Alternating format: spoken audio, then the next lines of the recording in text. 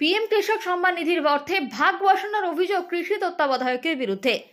রক্ষকই যখন ভক্ষক আর ভক্ষক যখন কৃষি দপ্তরের আধিকারিক, তাহলে সরকারি অর্থে যে আদ্য শ্রাদ্ধ হচ্ছে এটা একেবারেই বাস্তব সত্য, যার একটা জ্বলন্ত প্রমাণ উঠে এলো দক্ষিণ জেলার সাবরুম মহকুমার বিজয়নগর পঞ্চায়েত এলাকা থেকে।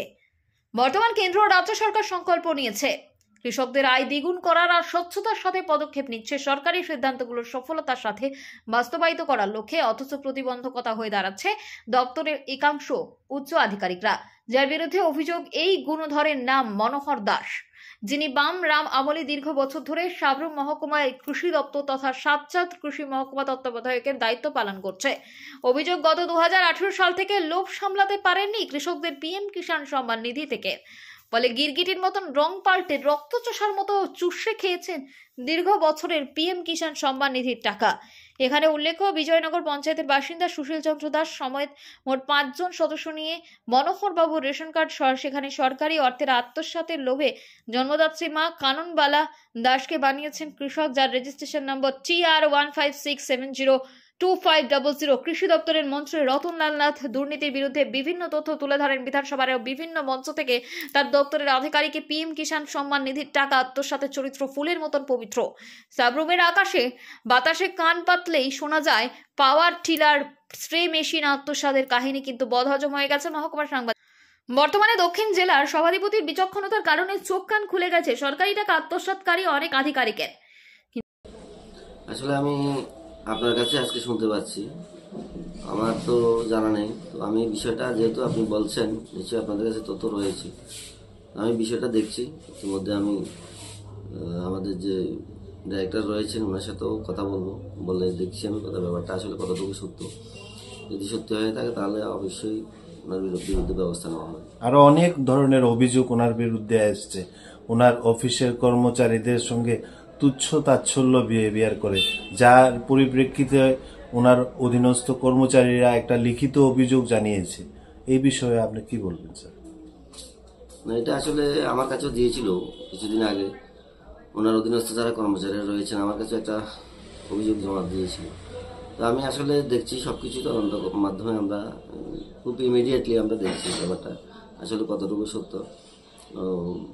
ইতিমধ্যে ওই সাবরুম মহকুমাতে এমনিতেই এগ্রিকালচার ডিপার্টমেন্টের যারা কর্মচারীরা রয়েছেন তারা আসলে প্রচণ্ড ক্ষুব্ধ হয়ে রয়েছেন ওনার প্রতি। আমার কাছে গত 2 দিনে অনেক অভিযোগ জমা পড়েছে। আমি সঠিকভাবে তদন্ত করে আসলে কি ব্যাপারটা আমি দেখছি। ঠিক আছে, নমস্কার স্যার। নমস্কার। কিন্তু গুণধর মনোহর বাবু চাকরি জীবন শুরু থেকে বিগত 20 বছর ধরে সাবরুম মহকুমার কৃষি দপ্তরে বিভিন্ন জায়গায় কর্মরত। বিগত দিনে গুণধর বাবুর বহু গুণ কীর্তনের কথা শোনা গিয়েছিল, কিন্তু তথ্য লোপাটের কারণে প্রমাণ করা যায়নি। বিগত বাম আমলে নেতাদের ম্যানেজ করে বিভিন্ন অর্থ আত্মসাৎ করে নিয়েছেন এবং বর্তমানে রাম আমলেও এই ধরনের অর্থ লোপাটের কথা ভুলতে পারেননি, যার একটি জলজান্ত প্রমাণ মিলেছে। এরকম আরো বহু অর্থ আত্মসাৎ করেছেন গুণধর বাবু, যা কেঁচো খুঁড়তে গিয়ে সাপ বেরিয়ে আসবে। এখন দেখার বিষয়, বর্তমানে রাজ্য সরকার এবং কৃষি দপ্তরের মাননীয় মন্ত্রীর সংবাদ প্রকাশের পর কি পদক্ষেপ গ্রহণ করেন। যদি আমাদের সংবাদকর্মী মনোহর বাবুর সঙ্গে মুঠোফোন মাধ্যমে যোগাযোগ করার পর তিনি যাহা বলেছে একবার শুনুন। এরপরে আমার মারিটাও তো বাদ পড়লো, বাদ পড়ার পরে এটা যে টাকাটা ঢুকছে এটাও রিফান্ড হয়ে গেল।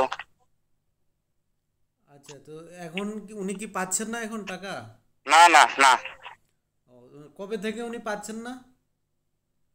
এই তো গত কিস্তির থেকে পরে এটা লিস্টে থেকে বাদ দিয়ে এটা রিফান্ড করা হয়েছে ফুল টাকা। কত টাকা পেয়েছিল?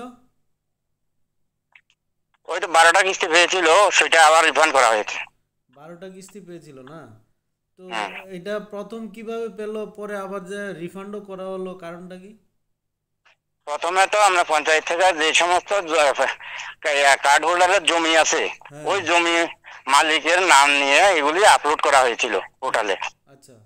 তো এরপরে এগুলি নিয়ে যখন যাদের রেশন কার্ডে সার্ভিস হোল্ডার আছে এটি আস্তে আস্তে বাদ দিয়ে দেওয়া হচ্ছে। যাদের বাদ দেওয়া হচ্ছে তাদেরকে রিফান্ড করা হয়েছে। আমার মাঠটাও বাদ দেওয়া হয়েছে এবং রিফান্ডও হয়েছে। আচ্ছা, ঠিক আছে। হোটেল ফেরোজ আবাসিক হোটেল, থাকা এবং খাওয়ার অনন্য নিদর্শন। আগরতলা শহরের প্রাণকেন্দ্রে এবং আখুরা আগরতলা চেক পোস্ট থেকে মাত্র 500 মিটার দূরে অবস্থিত। হোটেল ফিরোজ থেকে 3 কিলোমিটারের মধ্যে পেয়ে যাবেন বিমানবন্দর, শপিং মল, পার্ক, হাসপাতাল, museum, bus stand, railway station. আমাদের ঠিকানা আখাউড়া রোড, ওয়েস্টার্ন ক্লাবের পাশে, দক্ষিণ রামনগর, আগরতলা, ত্রিপুরা, ইন্ডিয়া। যোগাযোগ নাম্বার 9485004456 অথবা 7838972308। ব্যুরো সংবাদ A2 বাংলা।